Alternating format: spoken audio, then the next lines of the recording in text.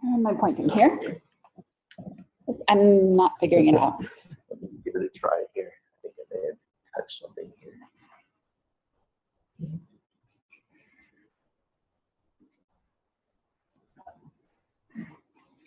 Try it now. Aha, okay, thank you. The orientation. Okay, so here are the objectives of what I'll be covering today. And really glad that Florentina gave us the overview of CEQA, and I will be able to fill in a bit, having worked with very many CEQA planners in my 22 years of environmental consulting as an historic preservation planner, and now as manager of a whole cultural resources group, so looking at all of the different resource types that fall within that category of environmental planning. We do a lot of explaining. We do a lot of reinterpreting the definition of facts, even. So that's the one that stood out for me to say. You might hear something a little different in my presentation about how factual the facts are for cultural resources. So what qualifies as an historical resource under CEQA? How do we go about analyzing project impacts on those resources? For folks who don't know, who might be more of the general public who are looking to have a say in how projects develop in their communities, where do you even look in the CEQA documentation to find the right pieces to help you understand the decisions that the lead agency is about to make and then to potentially influence them? And then really quickly at the end, I will pull in, again, it's something that I've done entire day-long sessions on, the integration of the state environmental review process with the federal environmental review processes. Quick show of hands, how many people here, and I'm sorry I came in late this morning due to traffic, you may have already done this, how many folks here already are cultural resources professionals and prepare cultural resources studies? Okay, not terribly many, good, good. How many are CEQA practitioners and prepare CEQA documents? Okay, and general public, historic preservation advocates? Anything else? What other categories? That should probably cover it for somebody who would sign up for a CPF workshop, right? Okay. So first question, what qualifies as an historical resource? Believe it or not, that building was found to be California Register eligible. So we'll get to that a little bit. So it's never solely on the basis of looks. Real quickly, there are 5 categories of historical resources: buildings, structures, sites, objects, and districts. Buildings, created principally to shelter human activity. Pretty straightforward. Most of us are familiar with buildings. You've got memorial auditoriums, you've got memorials like Coit Tower, you have wineries with agricultural purposes built in, you've got schools and other public facilities, you've got houses, you've got all the buildings we're familiar with. Structures, how does that differ from a building? Well, basically, it's not created to house human activity. So you've got bridges, you've got canals. Again, it's still facilitating human activity and it's created through human activity, but it's not meant to shelter us, essentially. Structures could be stadiums, dams, all those types of resources. Sites, this is a little bit all-encompassing and is often used with the breadth that it's pretty much intended. So it could be an historic landscape that might get categorized as a site. It could be an archaeological site. It could be multi-component sites of different types of features. Examples listed there. Objects. That's typically is for things like statues, maybe a lamp post if you're analyzing the historic landscape. The different street elements themselves might get categorized as objects within that landscape, which could be registered or could be documented as either a site or a district. All sorts of different things, often, often outdoor and often sort of standalone and sort of memorialistic, a lot of objects. And then historic districts, and this is the way of bringing together multiple features that have a common identity, either through a common history, a common geography, usually a combination of both of those, common time period, and that there is some kind of concentration that makes that district have meaning. I'm going very quickly because I have an hour and I have over 50 slides. So feel free to raise your hands or jump in. And you looked like you were having a question. Okay, what's that? Thank you. Good idea. Okay. Is there any meaningful distinction between an object and a structure? Is there any meaningful distinction between an object and a structure? I think not really, mostly in a matter of scale. To some extent, structures can be really large objects or more complex objects, but we tend to keep objects for the smaller scale things like a single statue or a lamppost or an antenna. Yeah, I haven't thought about that very hard before. That's a good one. Okay. So how does CEQA define an historical resource? And as Florentina said earlier, cultural resources is the umbrella term that it's used sort of almost conversationally, let's say. It doesn't have a definition in CEQA. The CEQA term for something that is a resource that needs to be considered as part of the environment and to know what the impacts are is historical resource. So historical resources can be defined as those that are listed in or found to be eligible for listing in the California Register. That's one way. That are listed in a register,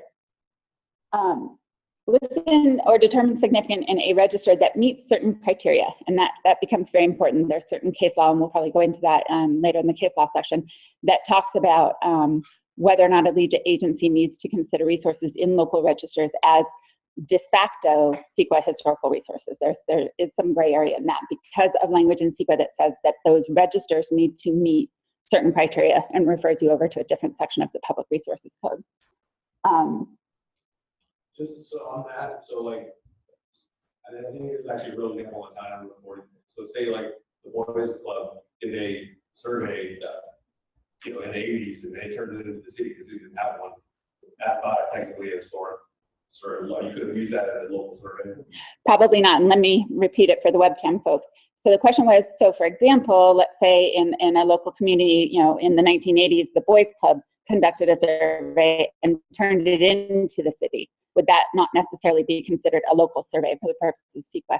I would say it wouldn't. You'd have to look at it. It's very low chance that in the 1980s, especially most surveys from the 1980s, we take a second look at because the criteria have changed so much. The professional standards, what the California Office of Historic Preservation expects for California Register evaluations, and for local surveys that meet current standards, that has changed so much since the 1980s that we would definitely want to give it a second look. What that does is it gives us, red flags and early warnings of things that we should be looking at and applying current standards against. So it becomes part of the facts that then we analyze to come up with the substantial evidence to give to the lead agency upon which to make their decision. And again, for cultural resources, my way of describing substantial evidence is that it is expert opinion based on facts. So you take the facts, but you have to put it through the filter of the qualified and experienced folks who know how to apply the criteria for evaluation. There's also a category of unique archaeological resource, which is kind of complex, and I'm not even sure what the legislative history was there in creating that category. It's basically a category of resource that is of such a higher standard that it warrants preservation sort of on the face of it. Like, it should not be disturbed. And there are very, very few of those. I think I've only worked on a project that ever had one attempt to define something as a unique archaeological resource. So it's a bit of a dinosaur in CEQA, to be honest. Ha, paleontological pun unintended. Okay. And you will notice, actually, let me just make this point. You do not see paleontology here. A lot of cultural resources folks and especially archaeologists will be very quick to point out that cultural resources folks are dealing with really, really old people stuff. Paleontologists are dealing with really, really old animal stuff. So they're closer to geology and to biology than they are to cultural. But it's in the Appendix G checklist with cultural, so we often end up covering it in the same chapter if we can't get it kicked over to geology. So Florentina says, and it's actually probably going to move to geology. So that there's changes to Appendix G in the works which affect that, and then also Terry Robinson will be talking a little bit later, or maybe alluding to the fact that there are also changes in the works for tribal cultural resources that were added by AB 52 as part of cultural resources, but there is a draft change to Appendix G out right now that would set tribal cultural resources as its own category of the environment. So CEQA is dynamic. So it could be listed in the local in a local register, and that's the Public Resources Code reference to what standards need to be met. And here's a better definition, so that the survey has already been entered into the state inventory. Those are some of the older surveys because OHP always has more work than their staff are able to do, so those get added at a slower pace. That it was prepared in accordance with the OHP standards. There's a judgment call to be made there. That it was evaluated and determined by OHP to have a status code of 1 to 5. Again, I'm not going to get into that minutia, but they have a whole system of coding resources once they've been looked at. And OHP has been taking a very strong stance that surveys, local surveys that are older than 5 years, really need to be updated. And that part of that is because, like I was saying earlier, the standards have evolved so much that even at 5 years, it's possible that what was surveyed 10 years ago might not really be meeting current standards. A CEQA lead agency can also simply choose to treat something as a CEQA historical resource. This is a little bit problematic if you're working on a project where the lead agency is doing that because they think it's going to get them out of having to do a technical study, for example. Well, then when you get to the next step of assessing impacts, how are you going to say whether the character defining features of the resource are being impaired? And I'll get to that in a little bit, if you don't know what their character defining features are. So we often talk about the need to actually understand the resource so that we can then analyze the impact. Unique archaeological resource, tribal cultural resources. Relatively recent legislation that took full effect last July 2015, established that sites, features, places, cultural landscapes, sacred places, and objects of cultural value to California Native American tribes are a part of the environment that needs to be considered under CEQA. I'm just going to truncate it there. AB 52 language basically went on to say, and that meets the California Register criteria. And I really will leave that to Terry to talk a little bit later about how that sets up a little bit of a problematic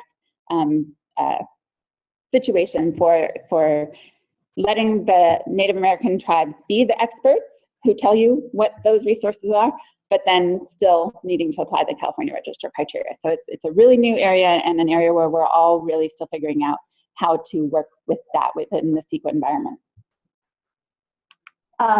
Okay, so then once you have thought about cultural resources and how you would define historical resources under CEQA, how do you step through the CEQA process that Florentina outlined for us earlier? 4 easy steps. I need a little diagram like you have, Florentina, that shows how easy it would be if you could just go through each one directly.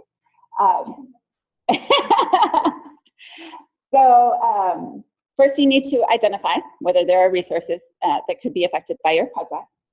Then you evaluate the significance, the historical significance of those resources. Then you assess impacts. After that, you develop, if there are significant impacts, you would develop feasible and fully enforceable mitigation measures. So identification. CEQA doesn't specify the level of research, the level of study necessary. Case law, to some extent, does.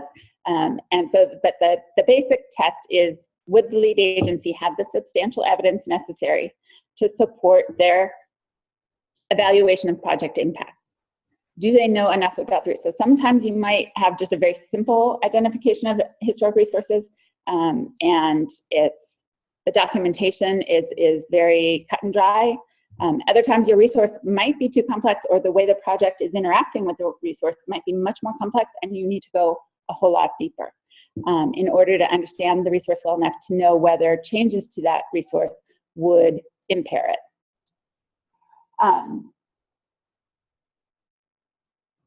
Yeah, so the way we go about doing that is well established in the industry. We've been doing CEQA for 30, 40, how old is CEQA now? 72, right? Almost 50. Yeah, wow. So we've been doing this for 50 years, getting better and better all the time. And so there's a lot of precedence for how we go about compiling this documentation. A big part of identification, and this is something that has gotten really quite a bit more important in recent years, say maybe the past 5 to 10 years, is identifying those members of the public who really do possibly know more than you do about the resources that could be affected. And that goes for whether local interest groups in a particular type of resource, you know, your local rail enthusiasts or you know, advocates of a particular architectural styles like Doco-Momo, Documentation and Conservation of the Modern Movement, local chapters of that, you know, they are just kooky for googie, as they like to say. 1950s architecture, you've got advocates of that. And that extends to all resource types. You've got Cultural Landscape Foundation, who cares very strongly about historic and cultural landscapes. And then with AB 52, we've just really elevated the importance of reaching out to the groups who know the resources best and getting their input on determining whether or not they are significant historical resources. It's difficult to give advice in a workshop setting about how you go about finding those folks, but it goes hand in hand with the regular CEQA process for outreach.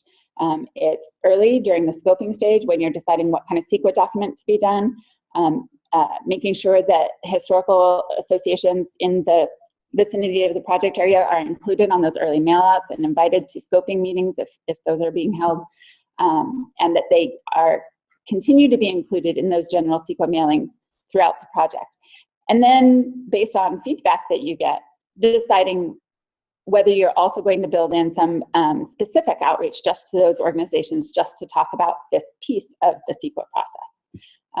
And then there are sort of some standbys. If there's a certified local government, if local municipalities have gone through the process of being certified by the National Park Service as meeting certain standards of professional qualifications and preservation planning tools that they have on the books, then they can be identified as a certified local government. They have a presumptive role in environmental review processes, so you definitely want to reach out to them. And then, like I said, any interest groups. California Preservation Foundation gets a lot of CEQA letters, and then all these groups decide whether the project or resources that they know in the area are worth their time to get involved in the CEQA process. If you do get a response back, really the burden is on you as the CEQA preparer or the lead agency to welcome that feedback and to interact with those groups. Then it would be a very big red flag in your CEQA document if you didn't.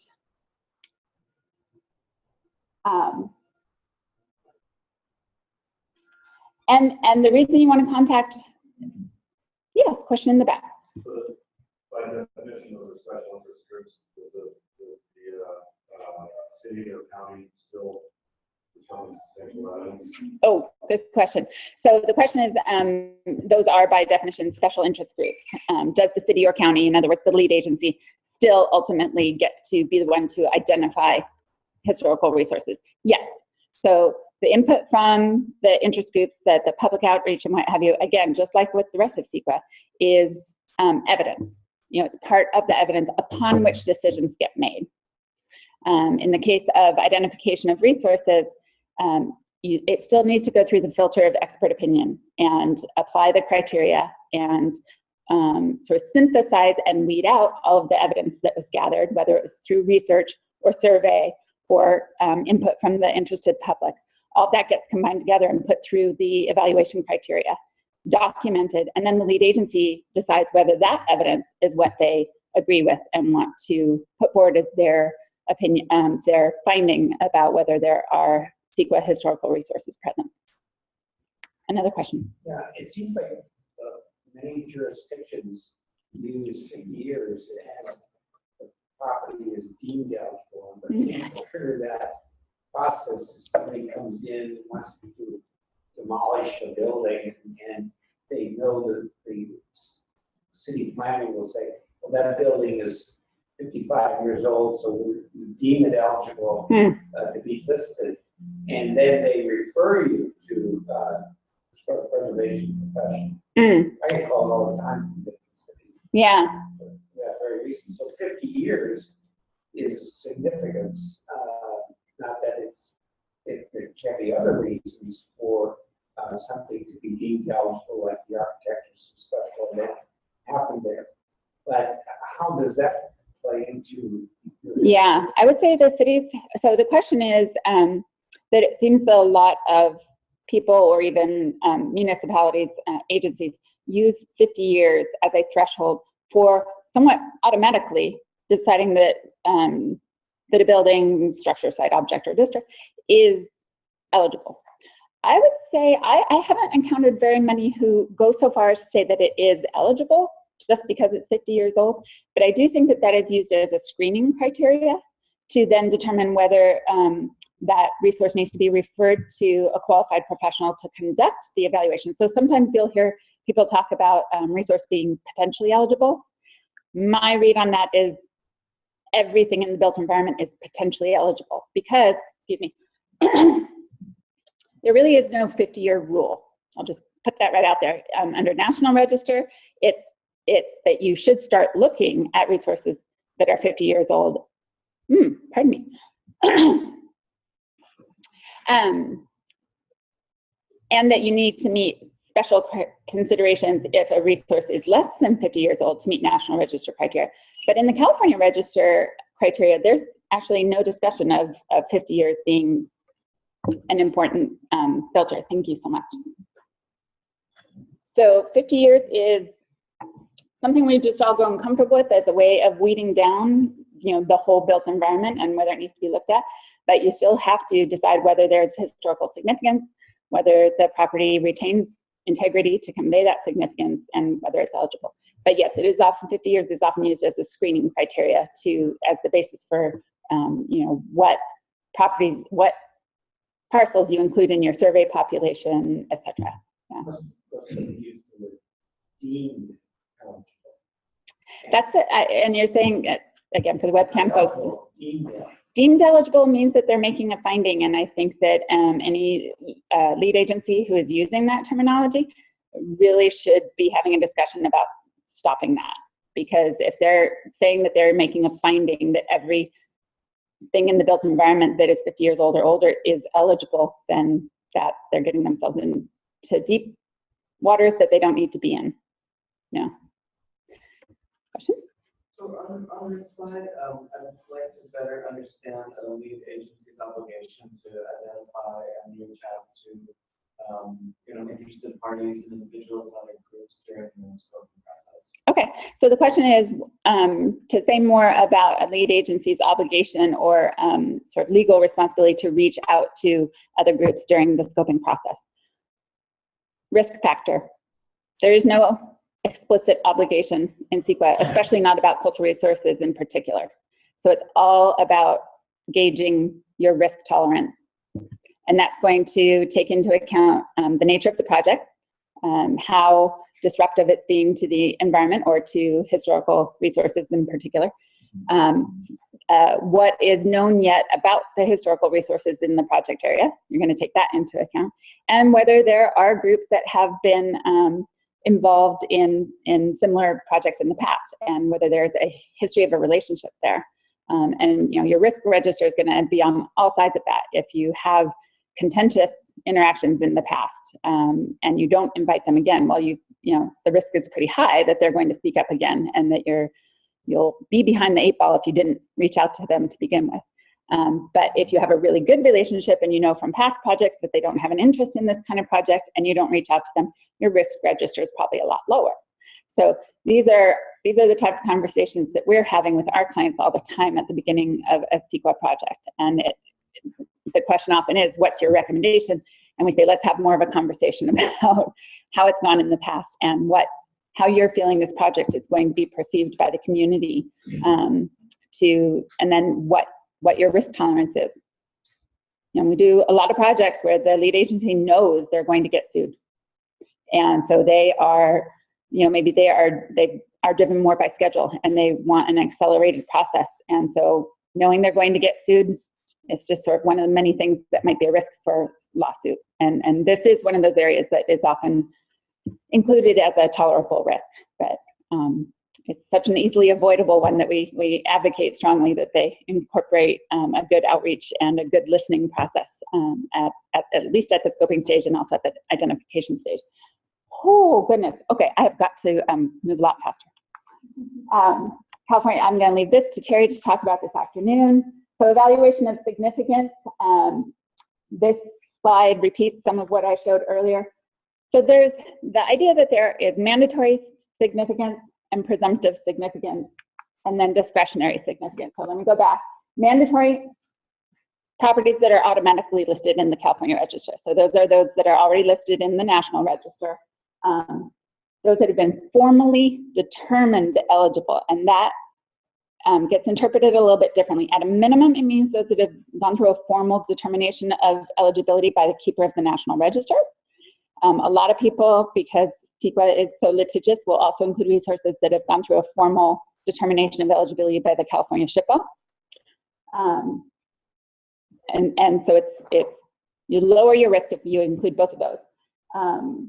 California State Landmark number 770 or higher, recognizing that the landmarks that were included up to numbers 770 really met a much lower standard for being recognized as a landmark and might not meet current standards. And those that have already been listed in the California Register by the State Historical Resources Commission. You would presume resources are eligible if they're already in a local register that meets the criteria. And you really need to understand the local preservation program because, you know, in the city of San Francisco, and fortunately they've identified which of the categories of their recognition program equate to being a CEQA historical resources.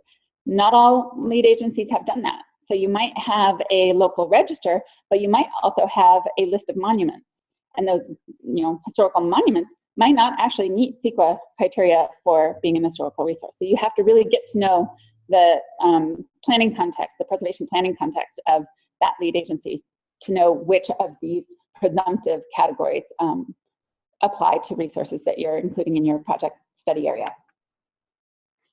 And then discretionary. Again, a CEQA lead agency can determine for the purposes of the project that they want to treat something as a CEQA historical resource.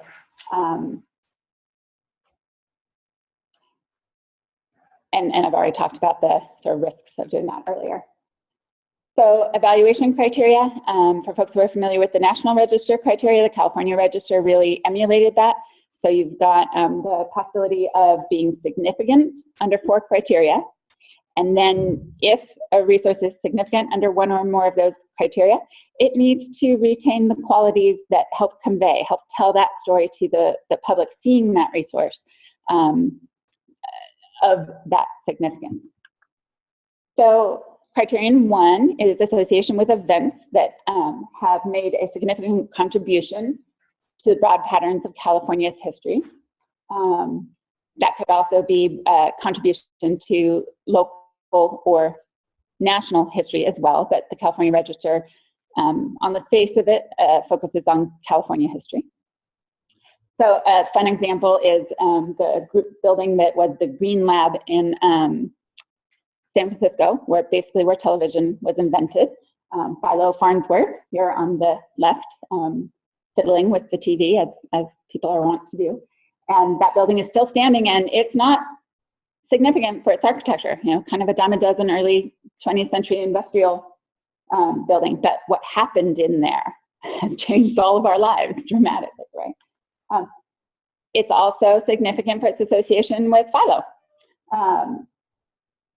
And when you are looking at criterion 2, association with persons who have made contributions to history, you really want to be looking at the places where that person achieved that significance. So you wouldn't be looking at Philo Farnsworth's home, because we know that he did his inventing and his development of that technology in a more industrial building, you know, and even if you didn't know yet about the Green Lab, you would generally know that he probably wasn't doing that at home, unless you found out the contrary, and, you know, it's like Hewlett and Packard, and they were doing it in the garage behind the Craftsman House. So you want to be sure that you're looking at the place where that significance was attained.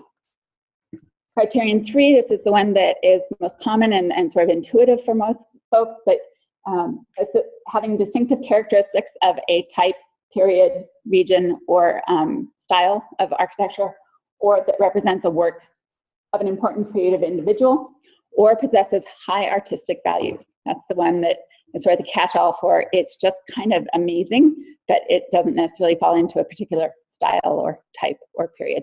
That one's used a bit less, and usually when you do use high artistic value, the building structure or object, it's really obvious why you would use that. And again, this is where a lot of the, being qualified to do this work falls in, having years of experience understanding the architectural trends in California to be able to say, is this a good example of a particular period, style, or type? And then criterion 4, importance in history or prehistory, and it's sort of the idea of being able to contribute to our understanding and knowledge of history and prehistory. It's a little less defined in the California Register criteria than it is National Register. So that slide earlier where we said, yes, this is sort of a judgment call, but there's a lot of precedent and there's a lot of guidance and standards that we use for CEQA and for California Register evaluations that comes from the National Park Service, because it is so similar to how we do National Register evaluations. So the integrity criteria, I talked about, retaining its ability to convey its historical significance. And we analyze that by looking at 7 aspects of integrity. So is it still in the same location? Does it retain the elements of design from its period of significance? Does it still generally have the same setting that it would have during its period of significance? Materials, workmanship, again, that all goes into sort of the physical qualities of it. Feeling and association. Feeling and association are more important for properties that are eligible under A or B.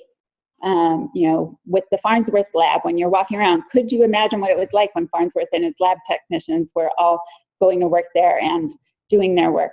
It kind of matters less what the workmanship or the materials of that building are, because they weren't paying, that's not what inspired them to invent the television. All of this becomes really important when we go to analyzing whether the resource would be impaired. Again, the Farnsworth lab, if they decide to repoint the building with a different mortar than was used historically, that's not going to affect our ability to understand it as a place where TV was invented. But if it were eligible for its physical characteristics and you were doing repointing, it kind of wouldn't matter as much whether the feeling was being altered, because that's just not as important to something eligible for its architectural qualities. And that's why understanding the character defining features is important. It sort of brings it all together and tells you what is sort of the top list of things that really this building structure, site, object, or district need to retain in order to be able to continue to convey its significance. I'm going to blow through these a little bit. Yeah. Character defining features. Oftentimes, an HSR or historic assessment is done, and the professional lists the character defining features. Oftentimes, a contributing building to the historic district is not. They are not breaking it down building by building, but yet they'll describe the building and materials, things of that nature. How specific does the report have to be regarding character defining features? So the question is, essentially, how specific does a technical report need to be in describing the character defining features? Again, I'll say it needs to be as specific and detailed as you need it to be in order to analyze impacts. So in the case of an historic district, the character defining features of that CEQA historical resource are the contributing elements. So each building is a character defining feature of the district. And in that kind of case, the resource you need to analyze the project impacts on is the district, not the individual buildings. So that may be detailed enough to only know which buildings are contributors and not contributors. However, if the project is to change all of the buildings within an historic district, then you need to understand the qualities of each of the contributors enough to know whether that program change of all of the contributors would impair the district. So that's where it becomes really quite complex, actually, between understanding the resource and understanding the project and how they are affecting each other. California Register has some special considerations that are different than the National Register. It's more tolerant of moved buildings. It's more tolerant of properties achieving significance in the last 50 years. And it's very tolerant of reconstructed buildings. Basically recognizes that buildings have a long lifespan and changes may have been made over time, and that's okay for California Register. Much higher bar is set for National Register properties. So to the question that was made earlier, under CEQA, it's all about having made a good faith effort and ultimately providing the lead agency with the substantial evidence they need to move forward with making their impact findings. So how do you move forward towards assessing impact? Okay, so you have a 3-part logic exercise to do when analyzing impacts on historical resources. First, a project with an effect that may cause a substantial adverse change in the significance of an historical resource is a project that may have a significant impact on the environment. So what's substantial adverse change, right? That is any physical demolition, destruction, relocation, or alteration of the resource or its immediate surroundings, such that the significance of an historical resource would be materially impaired. So we've got some key phrases showing up here. The substantial adverse change is based on knowing whether or not the resource would be materially impaired. Yes? Assessment of change. So if you're looking at, let's say, a rural historic landscape, and they're putting a big honking train or something through, or hypothetically speaking, the noise generated by that train is going to be potentially increasing the noise in what would typically be a relatively quiet environment. Would that be considered? Okay, so the question is change. What do we mean by change? What do we look at as sort of a threshold even of change? And the example given was, say you have a rural historic landscape and you have a new train line being proposed to go through it. And the train line may or may not change the noise levels in that area. Is that a type of change you would look at? You go back to the character defining features of that rural historic landscape. And so for those of you who look at CEQA documents and at the technical studies to comment on whether or not they are sufficient, or for those of us preparing them, did the people preparing the evaluation of that rural historic landscape list out character defining features? And did they include things like noise levels, view sheds, sort of the things that really are sort of less tangible? Think about the integrity aspects of feeling and association. What are the character defining features that support integrity of feeling and association, and how do you include those and list those in your character defining features? To me, that is the big challenge for people preparing technical reports, is to think all the way through to all the possible types of projects and changes that could occur, and have you define the character defining features and have you discuss the aspects of integrity well enough for future users of that documentation to make a robust impact analysis. I could almost end my presentation here. That was a great question. That's the whole process right there. So a resource is materially impaired when it demolishes or materially alters, and there's another question that actually is even broader than what we were just talking about, in an adverse manner, those physical characteristics that convey its significance, justify its inclusion in the registers, whichever way it qualified as a CEQA historical resource. What you're looking for is whether or not the project would demolish or alter in an adverse manner those qualities that qualify it. That's what that boils down to. And that's where the judgment call is made, because would it be altering in an adverse manner those qualities that qualify it as an historical resource. Demolition, as we've all said, we've got case law that finally established for good, that demolition is a significant and unavoidable impact. It's nice to have one that's clear. But what about relocation? You know, in this example, you demolished a lot of this resource. You kept a little bit of a dome, but it's unrecognizable. You know, you would never recognize it for the way that it was significant when it was standalone and its own resource. So again, this is my slide to remind everyone that's why character defining features are so important. You know, you take the big sign away, and then even though you still have a kind of unique roof line and what have you, do you really have roadside architecture if you don't have roadside signage?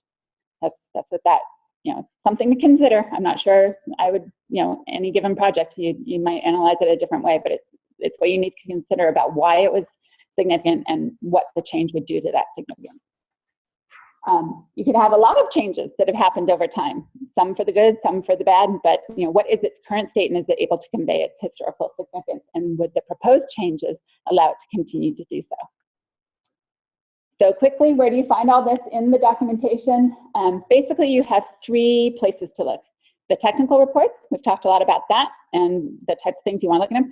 Those might be found as attachments to the CEQA document. They might be referred to from this cultural resources chapter in the CEQA document and be standalone. They might be available at the lead agency. They might have been made available at a library. If it was a joint archaeological and built environment technical document, it probably isn't made easily available because archaeological information is protected under state law, so that to prevent looting, basically, is the reason it's protected. And you know, in a pinch or in a FOIA request, such documents can have the sensitive information redacted and be made available. So we often do separate archaeological and built resources technical reports because built resources information is not protected. There's no reason for it to not be distributed freely. The environmental document, of course, has the chapter that shows all this analysis that defines the affected environment, that analyzes the environmental consequences, and that presents the mitigation measures if necessary. And then the administrative record, as Florentina talked about, that is the way that all of the substantial evidence that was considered is organized and made available through discovery if there's a lawsuit or used for other reasons, but basically so that the lead agency has a very good record of what was used as the basis for the decisions that they're making. So the idea of the admin record is that the lead agency needs to be able to prove that, you know, in light of the whole record, that's sort of one of these key phrases in CEQA, that they made the decision they're making. And so that's why we compile those. And this might come from the CEQA desk book. If it's not in the admin record, it didn't happen.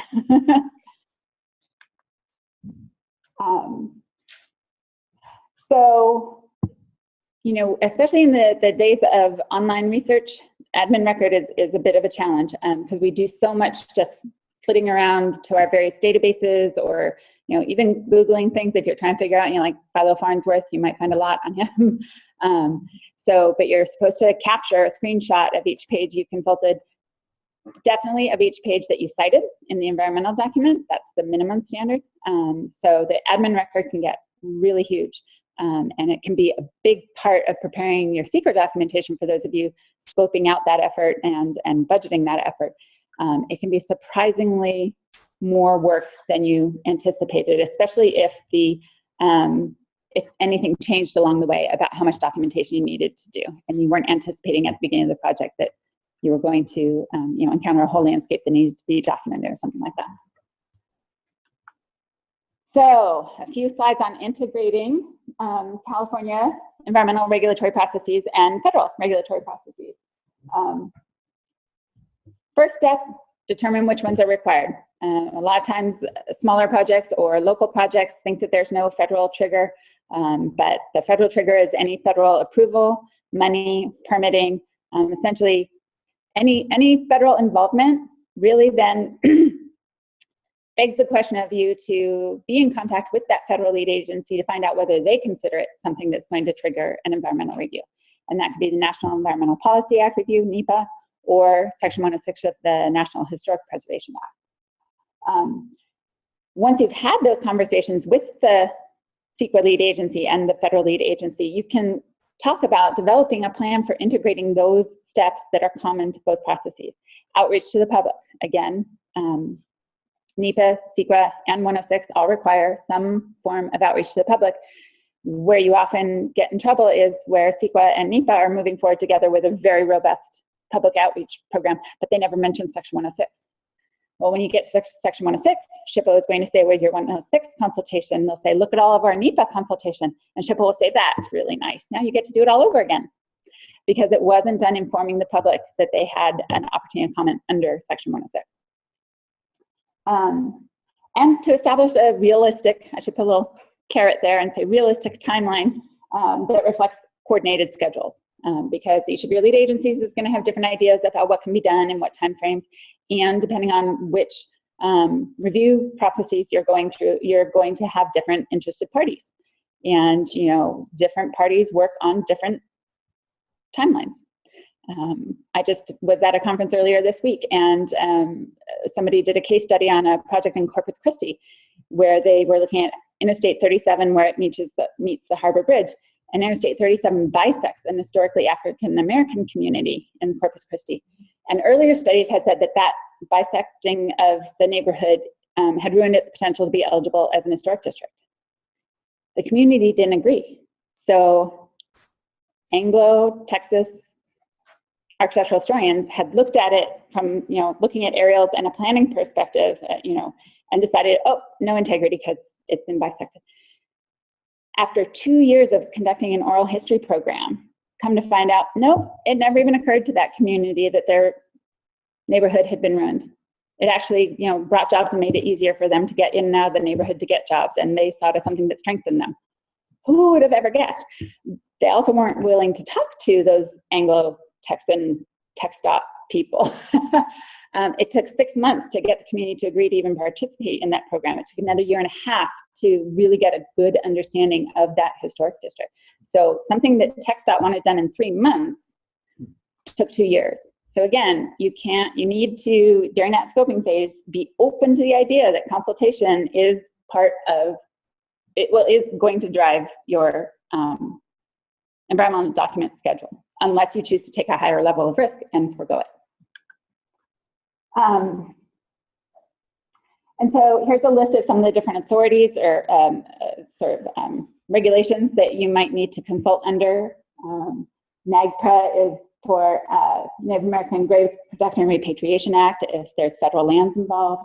Some earlier federal laws, Archaeological Resources Protection Act or American Indian Religious Freedom Act. Those aren't invoked with their own separate studies so much as sort of cited in the environmental documents as something that also speaks to the importance of considering these resources in environmental review.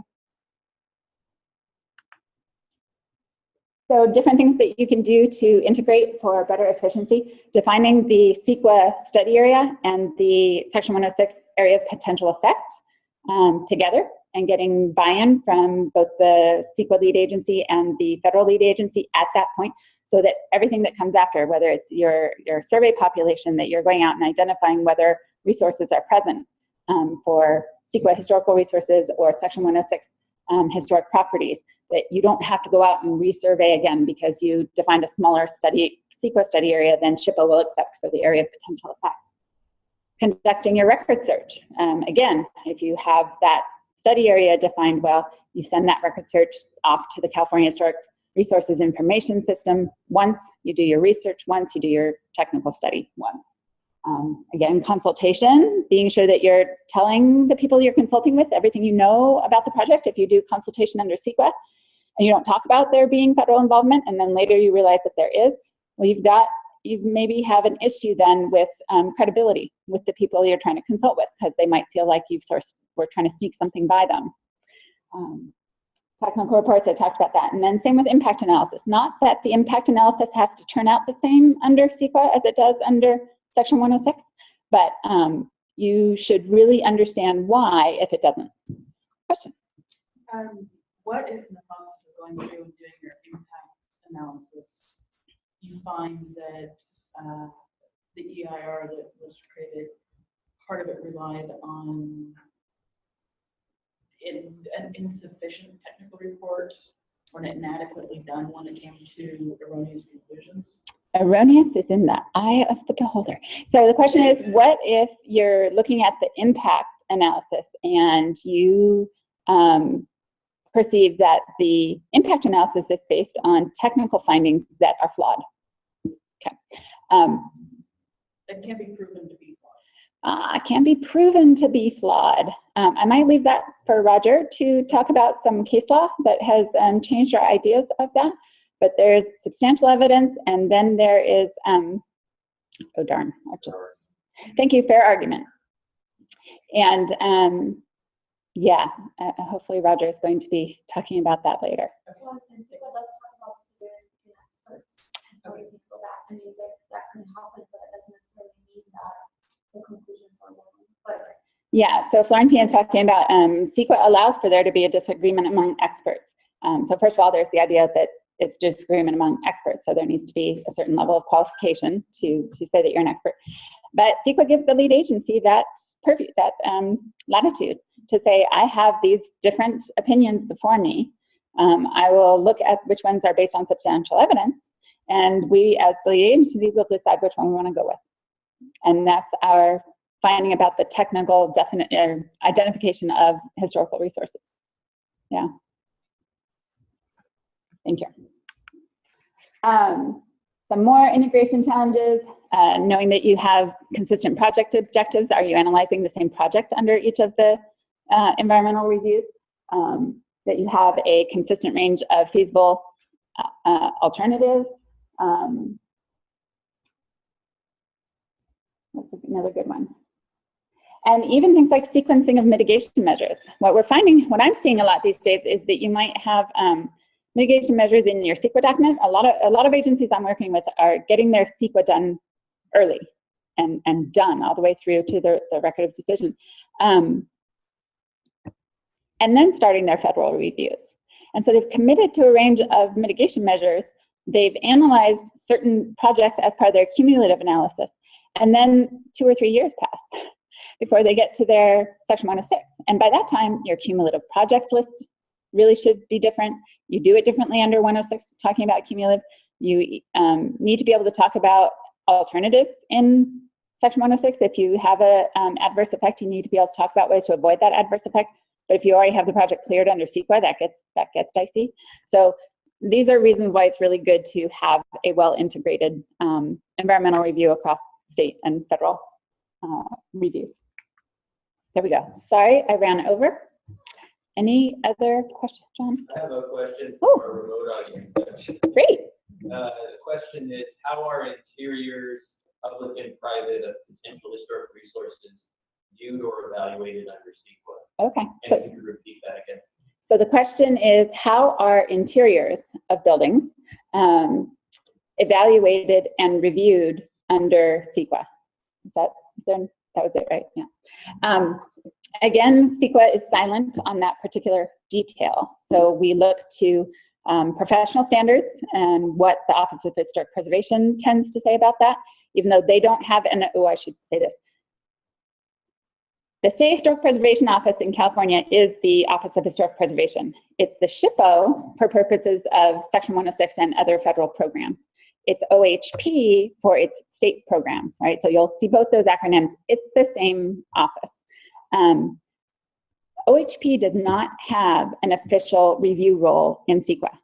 They are the experts for California about what is and is not eligible for listing in the California Register, but as we talked about, there are many more ways that a resource can be a CEQA historical resource than just being listed in or qualified for listing in the California Register. So they comment on CEQA documents if they choose to, but they have so many obligations under the federal review processes that they choose to engage in very few CEQA projects. That said, they are still the standard bearer for how we evaluate resources. So we consider their past views on that very seriously.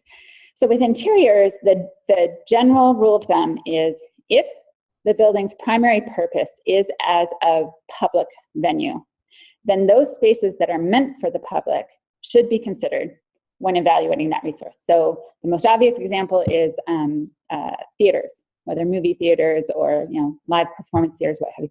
The lobby and the auditorium are the purpose of that building.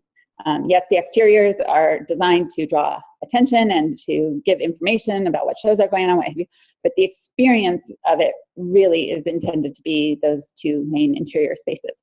So theaters are often a property type where the interior is surveyed and evaluated.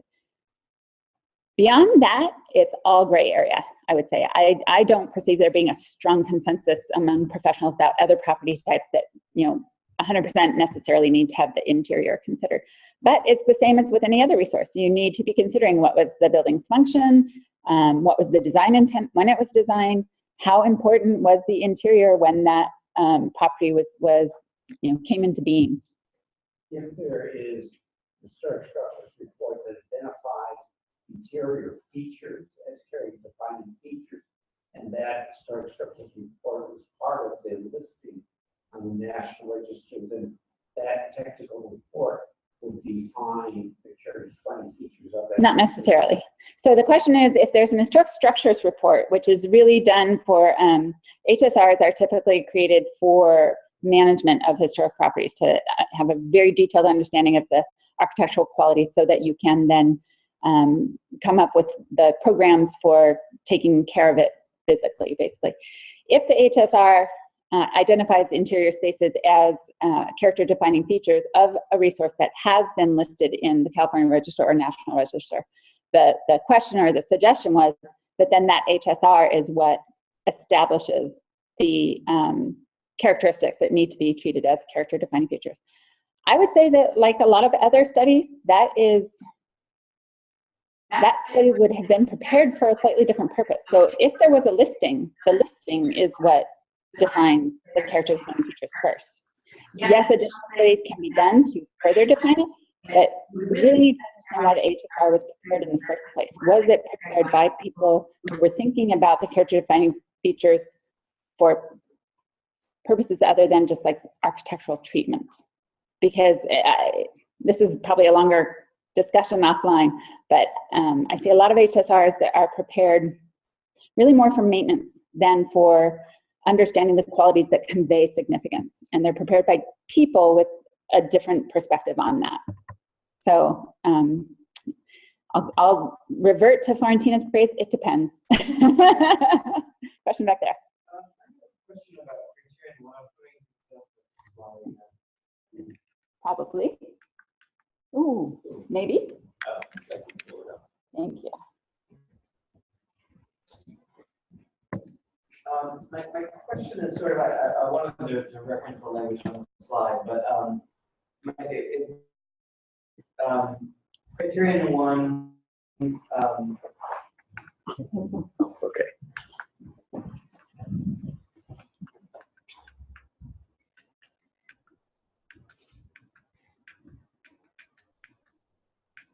Oh, I didn't know I had done that.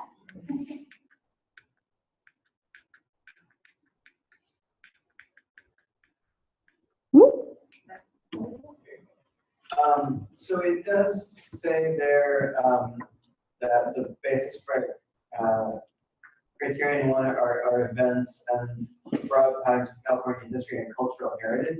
So I was wondering if you could talk about kind of the crossover distinction between being eligible on the basis of criterion one versus the resource being a historic resource versus a cultural resource. Does that make sense? It makes sense, but for the purpose of CEQA, it's it's a non-issue because you're either an historical resource or not, because that is it's a compound term that has a very specific legal meaning within CEQA: historical resource, not historic resource, not historic. And you can be an historical resource by virtue of being important in history or in culture, or both. So, and this gets to another thing that is so different about historical resources than so many other resource topics within CEQA. Every single thing you evaluate is evaluated slightly differently because of the character of that thing, of that place. You know, with biological resources, you have established lists of who's endangered and who isn't. And then it's just a matter of identifying whether or not you have that habitat there that would support that species. With ours, you don't know that all theaters are eligible. Every single one has to be evaluated. So, and every, you know, any given theater could be important historically, architecturally, or culturally, or some combination that's unique to that particular place. So that's kind of the fun gray area that we get to play within when doing these studies. Question? Can you give advice to CEQA practitioners about historic reports, historic resource evaluations, and when or when not to have them peer reviewed? We had a recent experience in Mill Valley where a resource was identified in a report, and in particular as a district, you know, composed of a number of different buildings, and therefore, you know, the individual character defining features of the buildings were not deemed as important as their spatial relationship, which created the district. But then there was comment and concern about whether the report had gotten it right in terms of the changes that were being proposed to the buildings. Whether, you know, the report was sensitive enough to, you know, were those changes, you know, consistent with the criteria. And, you know, it leaves the local planners a little bit, you know, uncertain. At what point do you tip toward doing a peer review or not? Okay. So the question, the question is actually a little bit similar to an earlier thing, and this really is one of the things we grapple with a lot.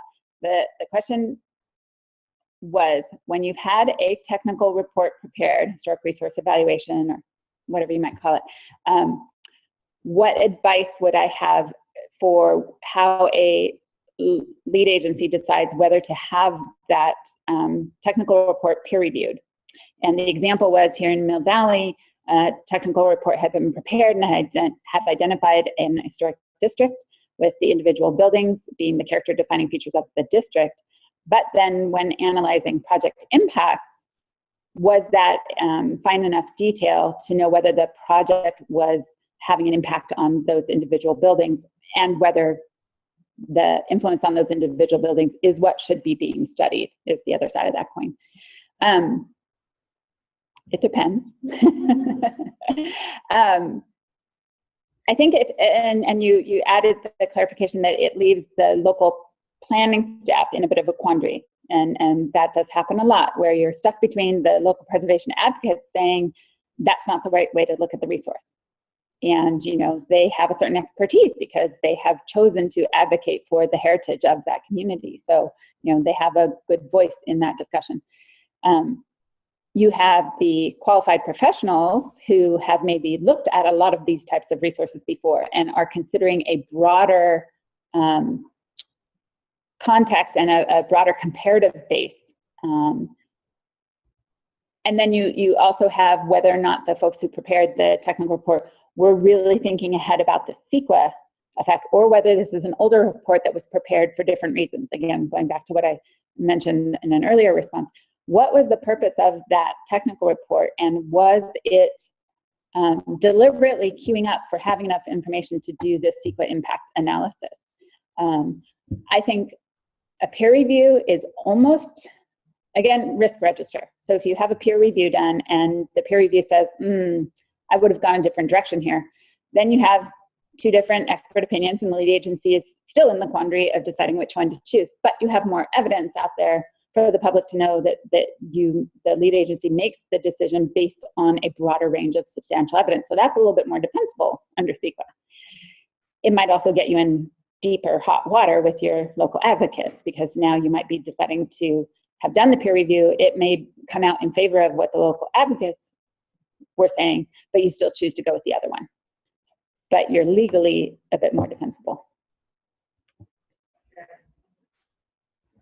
I have kind of a funny question about terminology. So we talk a lot about the National Register and the State Register, and those terms make a lot of sense usually in the context of a CEQA document, but in other contexts, I often find it's, I want to know, are there full names of those things? Often, it's like the register of what? So the question is on terminology, that we often talk about the California Register and the National Register, but the registers of what? So the National Register of Historic Places is a list that is maintained by the National Park Service. And there is a person with the job title Keeper of the National Register, which is so cute and quaint. And it's basically, it's a database. And if you really want to get into semantics, there's also people who will quibble about whether things are listed in the National Register because it's a database, or listed on it as if it's, a set of tablets that are engraved. You can tell which camp I'm in. And that is meant to be a register of resources that are significant in local, state, or national history. So you have all three ranges. And it's just meant to be sort of commemorative, and it becomes used by other regulations as a basis for, whether grants are going to be given, whether Section 106 impacts need to be considered, et cetera. The California Register of Historical Resources is maintained by the Office of Historic Preservation for similar reasons, to have a recognition of places in California that are important in California heritage. As we saw, that is how it's written. We tend to apply it to include local, because local is part of California, and events and people that are important in California could also be important at a national level. So we tend to also look at it on all three scales, but with more of an emphasis on California importance. Okay, I have another question. Oh, you're going to wind me down. No. Somebody is asking that the California, you mentioned that the California Register doesn't have an official 50-year threshold, yet one of the considerations mentioned was that the CR is more flexible with buildings that are less than 50 years old. Can you explain this? I guess that was two different ways, me choosing two different ways to say the same thing. And the question was that at one point I had said that the California Register doesn't have an official regulatory age threshold of 50 years. Another time I said that the California Register is more flexible about the age criteria consideration and whether a property is 50 years old or older. To me, that was two different ways of saying the same thing. The California Register, we still tend to think about 50 years or 45 years for planning purposes, because projects always take at least 5 years to get through planning. So when we're looking at which resources need to be surveyed, evaluated, identified for regulatory purposes, we tend to use that just to have something, so we're not evaluating everything. But the National Register is very explicit about it. It says that properties that are 50 years old or older and that have significance and retain integrity are eligible for listing in the National Register of Historic Places, unless you meet criterion consideration G for properties that are less than 50 years old. And then it gives you some steps to go through to say, oh, but yeah, this is, it's only been up for 25 years, but we already know that it is exceptionally important. So the National Register has this whole process, again, with some key terms like exceptionally important, that you have to prove in order for a resource to meet the National Register criteria for listing, a resource that's less than 50.